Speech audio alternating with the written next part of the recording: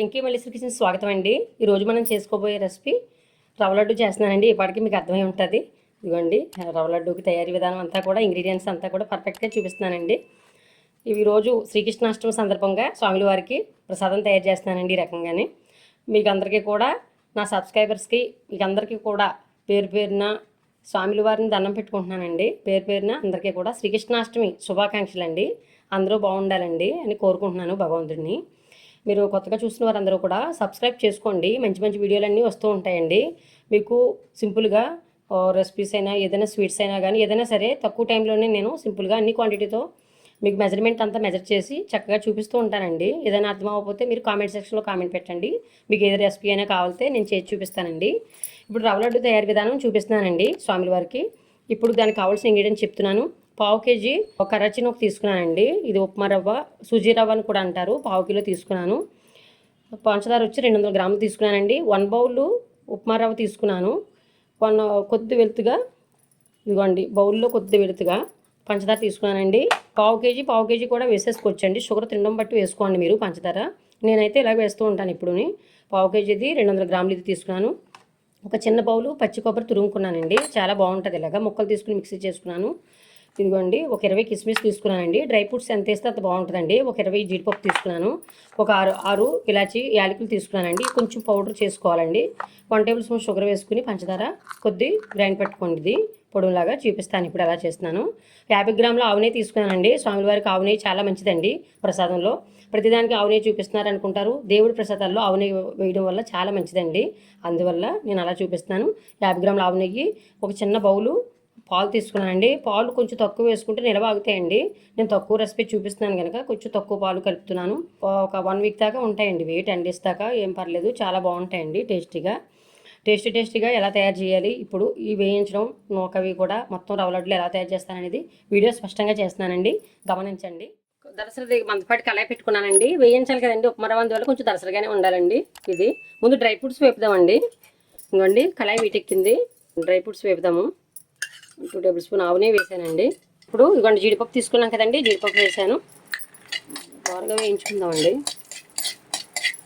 జీడిపప్పు వేగింది. లైట్గా వేయించుకోవాలండి, బాగా ఎక్కువ కాకుండా.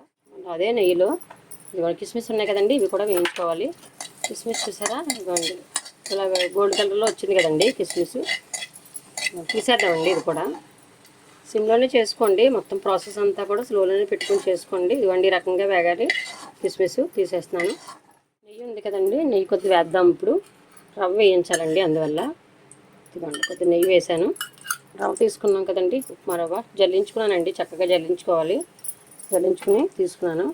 చక్కగా ఉపయోగించుకోండి. ఇలాగా చక్కగా ఇదిగోండి ఆవు నెయ్యిలో అలా వేయించాలండి. దోరగా వేయిందామండి, దోరగా వేయించాలన్నమాట. బాగానే పచ్చివాసన పోయే వరకు వేయించుకోవాలండి. ఇలాగా అన్నీ కొంచెం వేగిందండి. సో ఇప్పుడు కొబ్బరికూర ఉంది కదండి, ఇది కూడా వేసేద్దాము. ఇదిగోండి లైట్గా వేగే కదండి. ఇప్పుడు కొబ్బరి వేస్తున్నానండి. పచ్చి కొబ్బరి తురుము తీసుకున్నాం కదా, రెండు కలిపి ఇలాగా పచ్చివాసన పోయే వరకు వేయించాలండి. మొత్తం అంతా కూడా పచ్చివాసన పోయే వరకు వేయించుకోవాలి. బాగుంటాయండి ఇలాగా. చూసారా, రవ్వ ఇది కలిపి ఈక్వల్గా వేగిందండి. ఇదిగోండి లైట్ గోల్డ్ కలర్ లైట్గా ఇలా వేగడం వల్ల పచ్చివాసన రాదండి. తర్వాత తిన్నా కూడా చాలా బాగుంటుందండి. ఇంకా ఇది మరి ఇవి వేయించడంలోనే గుండలు చుట్టేస్తాం కాబట్టి ఇలాగా రోస్ట్ అయిపోతుందండి, బాగుంటుంది ఇలాగా.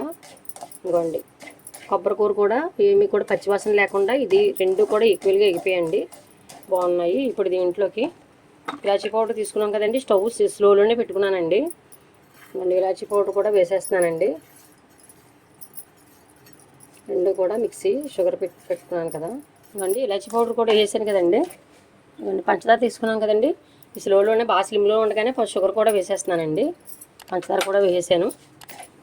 అంటే ఇలా కలిసిపోతుందండి. రెండు ఈక్వల్గా ఇలా కలిపేసుకోవడానికి ఇదే గిన్నెలో వేసేసుకున్నాను అనమాట. ఇంకా స్టవ్ ఆపేస్తున్నానండి. ఇప్పుడు స్టవ్ ఆఫ్ చేసిన తర్వాత ఇదిగోండి కాచాల్సిన పాలు ఉన్నాయి కదండి, పాలు తీసుకున్నాం కదా.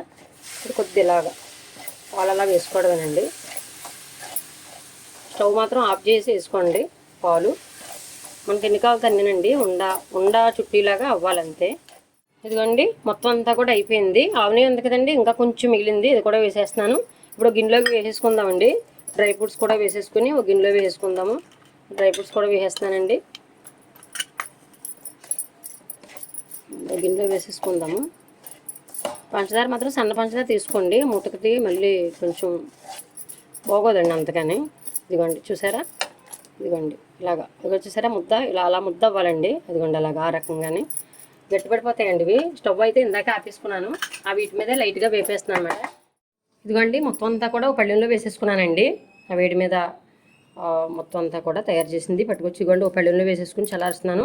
ఇది గాలి తగలనివ్వకండి, గాలి తగలక ముందే ఇదిగోండి చక్కగా ఇలా తీసుకుని చూసారా ఇలా చుట్టుకోవాలండి. ఇదిగోండి ఇంకో చేయి సాయంతో ఇదిగోండి ఇలాగా ఏ సైజు కావాలంటే సైజులో మనకి చక్కగా ఇలాగ రౌండ్ ఇలాగా చుట్టుకోవాలండి రవ్వ లడ్డూని. డ్రై ఫ్రూట్స్ పెట్టుకున్నాను, చక్కగా ఇలా డ్రై ఫ్రూట్స్ పెట్టుకుని ఇలా లడ్డు ఆ మాదిరిగా చుట్టుకోండి. మన చిన్నవి కావాలితే చిన్నవి అండి, పెద్దవి కావాలితే పెద్దవి, ఏ సైజు కావాలితే సైజు చుట్టుకోవచ్చు. ఇలా చుట్టుకోవాలండి చక్కగా. చూసారా పైన మళ్ళీ డ్రై ఫ్రూట్స్ కూడా అంటించాను పైన ఆ మాదిరిగా చేసుకోవాలండి. అదేవిధంగా అన్నీ కూడా చుట్టుకోవాలి. శ్రీకృష్ణాష్టమి సందర్భంగా స్వాముల వారికి ప్రసాదం తయారు చేస్తున్నానండి ఈ రకంగానే. కొత్తగా చూసిన వారందరూ కూడా సబ్స్క్రైబ్ చేసుకోండి, మంచి మంచి వీడియోలన్నీ వస్తూ ఉంటాయండి.